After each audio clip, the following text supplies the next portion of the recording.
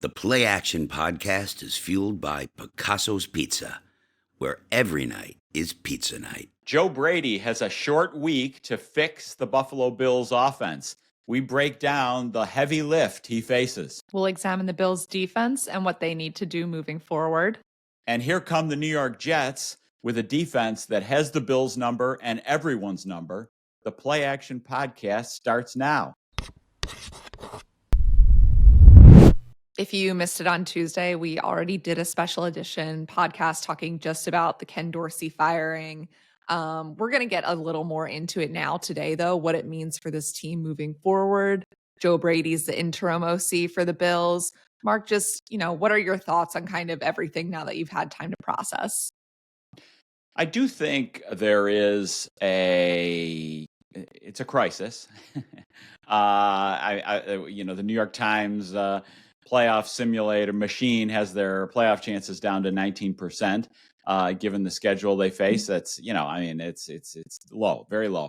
But just regardless of that, just the vibe in the locker room after the game. I mean, it's always down after a loss, but there is a crisis of confidence within the offense. And I just in the locker room, just watching almost all the players were gone. Josh still was in full uniform, sitting in his locker. I'm sure he was the last one out of his uniform. He was taking it extremely hard, as you would expect. He's invested so much into it. So, I think that is the whole dynamic of the state of mind of the players. I think Sean McDermott's move to fire Ken Dorsey is a recognition of that the players need something new to hang their hat on. Yeah, and we've spoken with Sean McDermott since he had a Zoom call yesterday afternoon, a few hours after the Ken Dorsey firing, where, Mark, you mentioned that word confidence. He said that over and over again, that this team, needs to get back to more confident. They've lacked consistency. They've lacked confidence. And, a couple times he mentioned that they've got these back-to-back home games after they were stunned by this Denver Broncos loss. Now they head back on a short week to Highmark Stadium again. And he said they can't walk into that game day locker room feeling like nothing had changed. So there was some urgency there just to do something big to make it feel like there's a drastic change for this team. But I think now, there's been that change. What does that actually mean for the offense? I think that's kind of what we're going to find out. Yeah, I think that, from a big picture, I was thinking about this from a big picture standpoint. The offensive line is better than it was last year. They moved to address the offensive line. McGovern is better than Roger Saffold. Osiris Torrance has been a good addition. I watched the review games, watched the line. Deion Dawkins was good last year, but not as good as the year before. Deion is playing better. Deion is playing well above average at left tackle. Spencer Brown is having a really good season. He is much improved over last year. So the line is better. James Cook, I think we would all agree, is better than Devin Singletary, right? He's more explosive, better. His numbers are better. He's on pace for 1,045 rushing yards, almost 1,400 yards from scrimmage. He's better. Not that Devin was bad, but but Cook is better. Kincaid has been a success. So why aren't they scoring more points the last 6 games? So it points to that, just from a big picture standpoint, points to coaching. I think there's so many ways to break it down, but Joe Brady needs to get the ball to Diggs more. He needs to feed Cook. There's been this push, simplify, and that means go up tempo, shotgun, no huddle. But that detracts a little from. They've been better when they've been weaving in the under center play action game. So I think they should get back to that a little more. And they need to scheme up plays for Diggs, Cook, And it's not going to be easy for Joe Brady on a short week. And oh yeah, he's going up against one of the best defenses in the league, which has their number. The Buffalo Bills defense stepped down in class from Cincinnati to Denver last week and turned in a performance that really should have been good enough to win. Katherine, where do you think Sean McDermott's defense stands right now? Yeah, he made a point throughout the press conference after the game to say that he was proud of how the defense did because look at all these injuries. I mean, we know the long-term ones, Tre'Davious White, Matt Milano, Daquan Jones, but this game they were also without safety Micah Hyde, without cornerback Christian Benford. So those injuries keep piling up. So I think, the defense, this was a winnable game thanks to the defense's performance, especially also when you look at the turnovers from the Bills offense. I mean, Yeah. They were from the first play of the game giving the Broncos extra chances. So I think the defense holding them, I believe just 6 points off the 4 turnovers off the top of my head. The defense held together in a way that I think was important to give this team a chance to win. Yeah. Denver, let's see, they started on the Buffalo 28 field goal, the Denver 48 touchdown, the Buffalo 31 field goal, the Buffalo 47, no points, the Denver 39 punt, the Buffalo 48 punt. I rewatching the game. Ed Oliver played a great game. That was really encouraging to see. He'd been battling the turf toe injury, and he was sensational. Leonard Floyd was excellent again. Rasul Douglas has been a plus. He was solid. And I thought Linval Joseph was really good in the middle, clogging up the runs. Terrell Bernard has been good. So it was an encouraging performance, and now the defense is playing a bad offense in the Jets.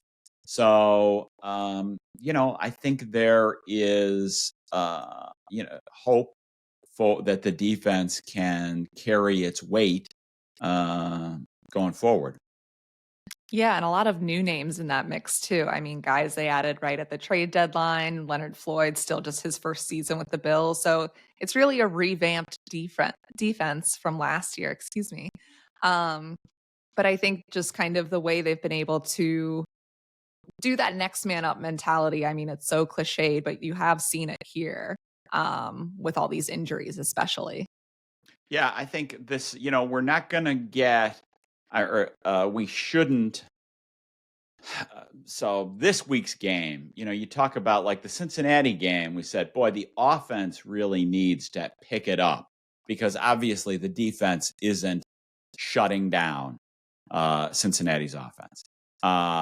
Well, this is a game where the defense needs to help out the offense. The defense needs to carry its weight because the Jets' defense is so great. They have made virtually every quarterback they played, and a lot of good ones, look bad. So the defense needs to play a great game this week, and then we'll see going forward just where does this defense stand, because then the degree of difficulty goes through the roof against Philadelphia and Kansas City. So, the defense needs to carry its weight and play just as well this week against a Jets team with a bad quarterback. I did think it was interesting after the game, the Broncos game, talking to Terrell Bernard for a bit about just kind of the mentality of this team where, you're coming off of a game where the defense did just about everything they could to make it winnable for the offense. But obviously that didn't happen. And he was very quick to say, this team's sticking together. There's no division within offense, defense within the Bills. Everyone is frustrated for sure.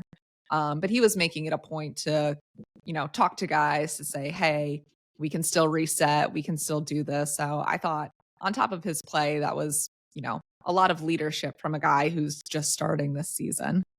He's been promising, no doubt. The Bills now have their first rematch of the season against an AFC East rival with the Jets coming into town. Obviously, they had their season opener Monday Night Football, a loss to the Jets, 22-16 in overtime. Weeks later, it's been a slightly different trajectory for the Bills since then than I think I expected. Mark, what are you thinking just kind of headed into this game 2 against the Jets? The spotlight really is on Josh Allen and Joe Brady.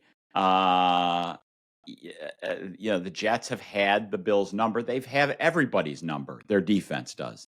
So while the Bills' schedule, you might say, well, this is the first easy game, the last easy game, before Philadelphia, Kansas City, Dallas. The Jets is not for Josh Allen. The gauntlet starts now. And they lost to the Jets in the opener. The number one, 2 and reason, 3 reasons were Josh Allen. They actually moved the ball reasonably well with the possession passing game, but Josh made 3 interceptions and a fumble. So, and the state of Josh's psyche right now, leading the NFL in interceptions, is a big issue. And while, yes, maybe firing Ken Dorsey solves the problem, well, the person in charge of Josh's psyche the last 10 weeks has been Joe Brady. So saying that Joe Brady is supposed to be getting Josh's head right. Let's see what happens. Yeah, I think I remember after that game being like, well, that was an ugly loss, obviously, but if they don't turn the ball over 4 times, they'll be okay. Yeah. They're coming off of a game where they did that again. So, right. They haven't addressed some of those problems. And this Jets defense, like you were saying, I mean, they're scary. What stands out to you most about them? Their defensive front is great. I mean, Quinnen Williams is a monster. He gives the Bills problems. He gives everybody problems. They roll in, 6, 7 really outstanding defensive linemen. Their 2 linebackers are great, and they have one of the top 3 cornerbacks in the league in Sauce Gardner. So, and their number 2 cornerback, DJ Reed, is one of the top, let's call it 8 number 2 cornerbacks in the NFL. They're loaded. Their defense is great. So I don't think this is, everybody loves if you're going to run up tempo, no huddle, that means you have to you're going to simplify. I don't think that's the way to play the Jets. I don't think, yes, I think running some tempo at home is a good thing.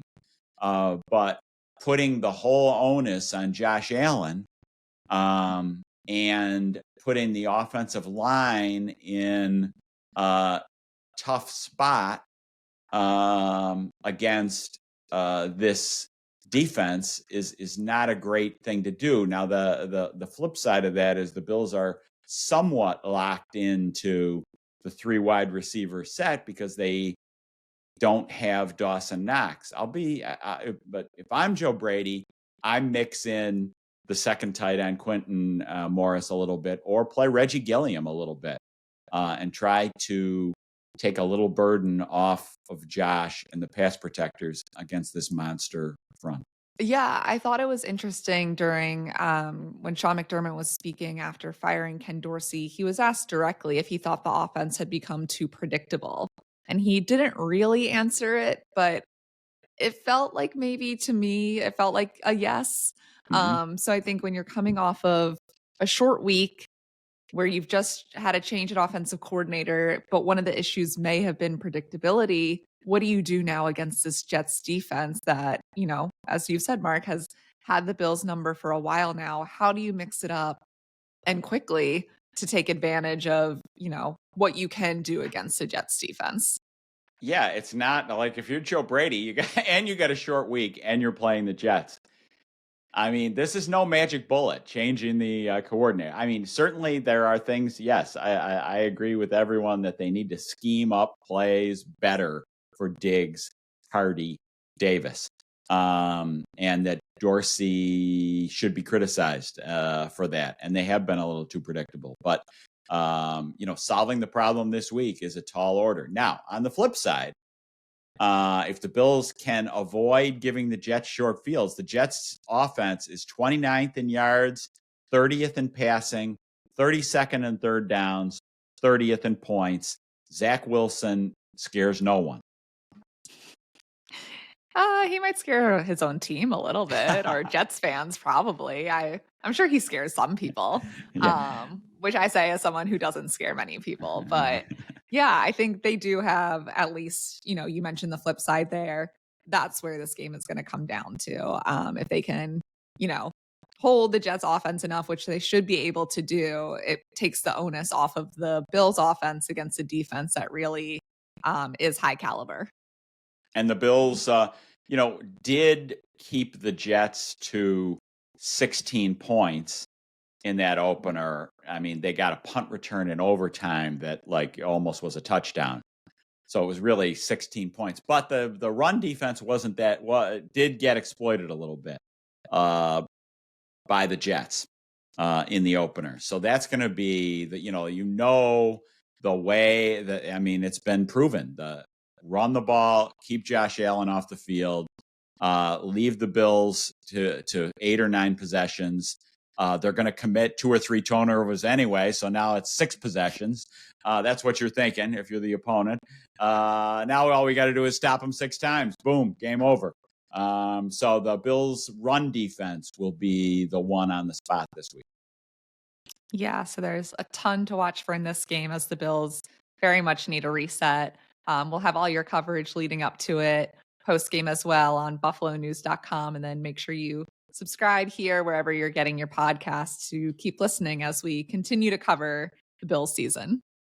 Treat your team to the most flavorful pizza on game day at Picasso's Pizza. 4 great Western New York locations: Williamsville, West Seneca, Lancaster, and Blaisdell. Picasso's. We are Buffalo's Pizza since 1980. Order online today at picassospizza.net.